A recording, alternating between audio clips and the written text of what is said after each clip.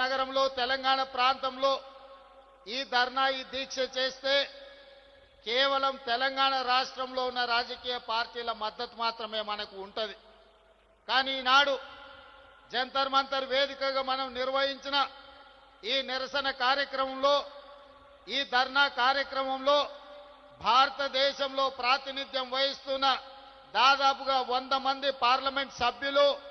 India కూటమిలో ఉన్న కీలకమైన రాజకీయ పార్టీలు డిఎంకే కావచ్చు, ఎన్సీపీ కావచ్చు, సమాజ్వాదీ పార్టీ కావచ్చు, కమ్యూనిస్టు సోదరులు కావచ్చు, ఇతర ప్రాంతీయ రాజకీయ పార్టీలకు సంబంధించిన పార్లమెంట్ సభ్యులందరూ కూడా ఇక్కడికి వచ్చి ఈ 42% ఓబీసీ రిజర్వేషన్ల పోరాటంలో తెలంగాణ ప్రజలు ఒంటరి కాదు, మేమందరం మీకు అండగా నిలబడ్డామని బీహార్ నుంచి, మహారాష్ట్ర నుంచి, ఉత్తరప్రదేశ్ నుంచి, వివిధ రాష్ట్రాలకు సంబంధించిన రాజకీయ పార్టీలు తమిళనాడు నుంచి కూడా వచ్చి మా రాష్ట్రాల కోట్లాది మంది ప్రజల మద్దతు మీకు ఉంది, మీరు కొట్లాడండి,